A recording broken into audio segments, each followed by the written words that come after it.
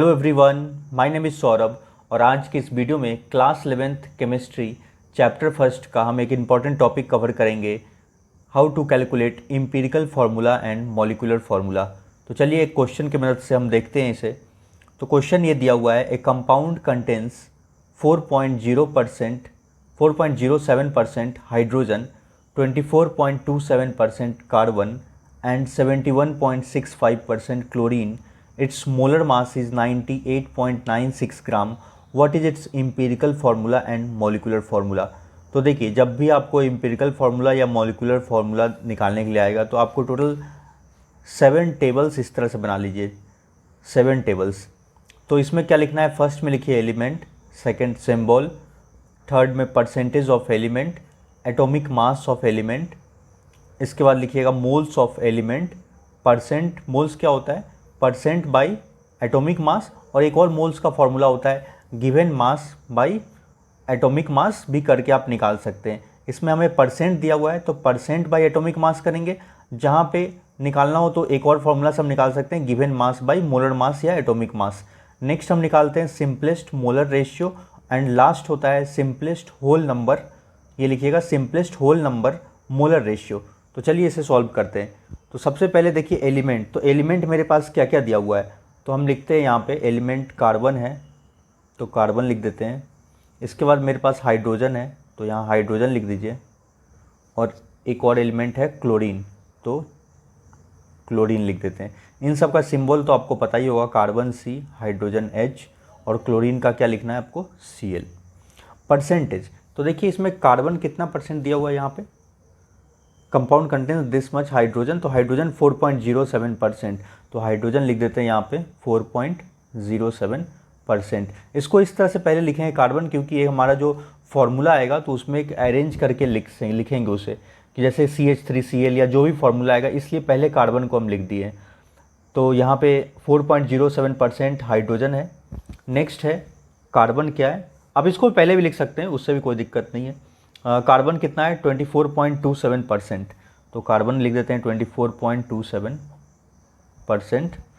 Next है मेरा, already percent यहाँ पे लिख दिए तो ज़रूरी नहीं है दोबारा से आपको साइन देने का।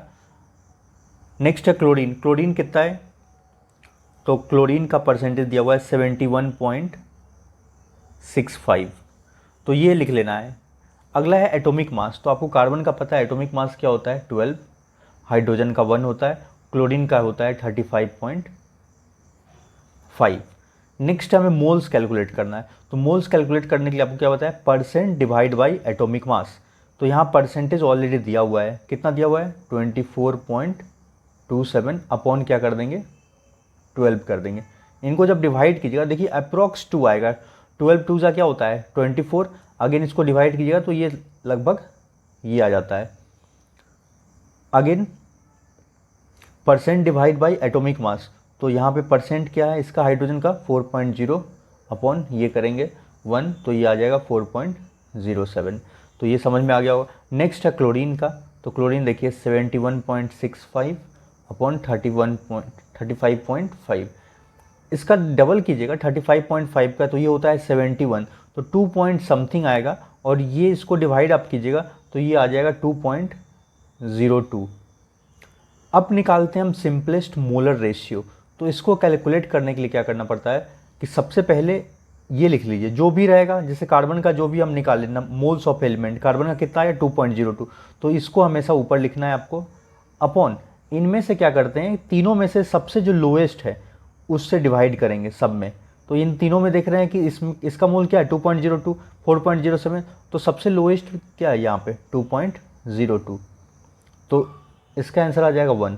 मतलब आपको लिखना, इसको तो सब में लिखेंगे सबसे ऊपर न्यूमरेटर में, इसको भी ऊपर लिखेंगे। अब इन तीनों में देखेंगे कि सबसे लोएस्ट कौन सा है मोल्स, तो उसको नीचे डिवाइड करेंगे। अगेन इसमें देखिए इसको तो लिखना ही है ऊपर 4.07 अपॉन क्या करना है आपको, तो 2.02, सब में लोएस्ट से डिवाइड कर रहे हैं, तो इसका डबल है। तो आप इसको अप्रोक्स, हम जरूरी नहीं कि आपको यहाँ पे सिंपलेस्ट में पॉइंट में, क्योंकि यहाँ देखिए सिंपलेस्ट मोलर रेशियो है, तो 1 2 3 जो भी आएगा वो लिखना पड़ेगा। अगेन इसको यहाँ पे क्या करेंगे, तो देखिए 2.02 है इसका, इसको लिख लिए, और सबसे यहाँ पे आ जाएगा 2.02, तो ये आ जाएगा यहाँ पे, जब डिवाइड कीजिएगा 1 आ जाएगा। अब देखिए एक और कॉलम बना हुआ है यहाँ पे, simplest whole number molar ratio. तो ये क्या होता है कि अगर ये आ जाता है जैसे 1 2 3 आ जाता है तो इसको डायरेक्ट आपको लिख देना है, इसमें कोई चेंज नहीं होगा इसमें। लेकिन इसका यूज़ कब आएगा, जैसे सपोज कि यहाँ पे 1.5 आ जा रहा है तो आपको इसको होल नंबर में लिखने के लिए पूरे में क्या करेंगे, 2 से मल्टीप्लाई कर देंगे। 1.5 आएगा तो ये क्या हो जाएगा, 2 से मल्टीप्लाई कीजिएगा तो 3 हो जाएगा ये, तो इसको भी ये 2 हो जाएगा। और ये तो जब भी इस वाले में जब चेंज आएगा, जब ये पॉइंट में आएगा, डेसिमल में आएगा, तभी इसमें चेंज आएगा simplest whole number molar ratio में। अगर नहीं है डायरेक्ट है ये है तो ये जो ये रहेगा 1 2 तो वही इसमें आ जाएगा। अब मेरा हो गया काम इम्पेरिकल फार्मूला का। इम्पेरिकल कैसे निकालेंगे, तो C कितना यहाँ पे आया 1, तो C का यहाँ पे लिखेंगे C, और 1 को हम लिखते भी नहीं है। H कितना है यहाँ पे 2 है, तो क्या लिखेंगे, H के नीचे 2 लिख देना है। Cl के नीचे क्या है 1 है, तो यहाँ पे लिख देंगे CH। तो ये हो गया इम्पेरिकल फॉर्मूला। तो ये आपको समझ में आ गया, इम्पेरिकल फार्मूला निकल गया। अब इसमें पूछा है मॉलिक्यूलर फार्मूला निकालने के लिए। तो देखिए मॉलिक्यूलर फार्मूला निकालने के लिए सबसे पहले आपको क्या निकालना पड़ेगा, empirical formula mass. Empirical formula mass, अब ये कैसे निकालेंगे, तो जो मेरा ये निकला इम्पेरिकल फार्मूला, इसका मास निकालेंगे। तो देखिए कैसे निकालेंगे, कार्बन का मास आपको पता है कितना होता है 12, हाइड्रोजन का मास देखिए यहाँ पे क्या हो जाएगा 2, क्योंकि एक हाइड्रोजन का 1 होता है, 2 का क्या हो जाएगा 2, और क्लोरीन का मास होता है 35.5।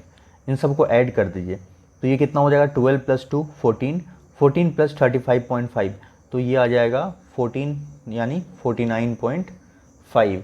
अब इसमें आ गया इम्पेरिकल फार्मूला। अब आपको मास निकल गया, अब आपको इसमें क्या करना है, n निकालना है। n क्या होता है, तो ये सब नोट कर लीजिए, n क्या होता है, molecular mass upon empirical formula mass. एक समझ में आ जाएगा तो कोई भी क्वेश्चन आएगा आप उसे निकाल सकते हैं। एक दो टाइप के क्वेश्चंस हैं। तो molecular mass upon empirical formula mass, ये n होता है। तो देखिए मॉलिक्यूलर मास क्वेश्चन में ऑलरेडी गिवन है, स्टार्टिंग में देखिए क्वेश्चन में क्या लिखा हुआ है, मॉलिक्यूलर मास या मोलर मास 98.96 ग्राम। तो यहाँ पे क्या लिखना है आपको, अपॉन क्या करना है, इम्पेरिकल फार्मूला मास जो अभी कैलकुलेट किए 49.5, इसको आप कट कर दीजिए तो कितने बार में जाएगा, देखिए अप्रोक्स 2 बार में, क्योंकि ये 99 है और 49.5 का अगर डबल कीजिएगा तो ये 99 के आ जाता है। 49.5 को डबल क्या होता है 99, तो ये आ जाता है 2। अब मेरा लास्ट जो फार्मूला होता है मॉलिक्यूलर फार्मूला निकालने का formula, molecular formula is equal to लिखेंगे n multiplied by empirical formula. अब n मेरा ये कैलकुलेट हो गया, n क्या आया 2 आया है, तो 2 इंटू क्या करना होगा आपको, इम्पेरिकल फार्मूला। तो ये हो जाएगा, इसको मल्टीप्लाई कर दिए तो ये हो जाएगा C2H4Cl2। तो इस तरह से आप निकाल सकते हैं। इसके अलावा एक चीज़ और इम्पॉर्टेंट है, जैसे इस क्वेश्चन में तो मॉलिक्यूलर फार्मूला डायरेक्ट निकल गया, कई क्वेश्चन में क्या दिया रहता है कि वेपर डेंसिटी दिया रहेगा, वेपर डेंसिटी दिया रहेगा। तो वेपर डेंसिटी दिया रहेगा तो उस केस में आपको मॉलिक्यूलर मास क्या होता है, तो वो लिख लीजिए मॉलिक्यूलर मास। तो मॉलिक्यूलर मास होता है 2 इंटू वेपर डेंसिटी। अब इसका क्या यूज पड़ेगा, तो देखिए वेपर डेंसिटी क्वेश्चन में दिया रहेगा, मॉलिक्यूलर मास नहीं दिया रहेगा, तो आपको क्या करना पड़ेगा, वेपर डेंसिटी जो भी दिया रहेगा उसमें अगर हम 2 से मल्टीप्लाई कर देंगे तो वो क्या आ जाएगा, मॉलिक्यूलर मास। और मॉलिक्यूलर मास का कहाँ ज़रूरत पड़ रहा है, तो ये देखिए यहाँ पे पड़ रहा है ज़रूरत n निकालने में, molecular mass upon empirical formula mass. तो इम्पेरिकल फार्मूला मास तो हम इससे निकाल लेंगे, लेकिन क्वेश्चन में ये दिया नहीं रहेगा, मॉलिक्यूलर मास नहीं दिया रहेगा। क्या दे देगा क्वेश्चन में, कभी कभी वेपर डेंसिटी दिया रहेगा, तो वेपर डेंसिटी का डबल कर दीजिएगा तो वो क्या निकल जाएगा, मॉलिक्यूलर मास। और इम्पेरिकल फार्मूला मास तो आप इस फार्मूला से निकाल लीजिएगा, उनको डिवाइड कीजिएगा तो n निकल गया। और n जब निकल जाता है तो n को मल्टीप्लाई कर देंगे किससे, इम्पेरिकल फार्मूला से, तो वो निकल जाएगा मॉलिक्यूलर फार्मूला। तो आपको ये वीडियो कैसा लगा नीचे हमें कमेंट्स में ज़रूर लिख के बताएं, और आपकी कोई भी डाउट है तो नीचे हमें कमेंट्स में लिख के पूछ सकते हैं। So thank you for watching.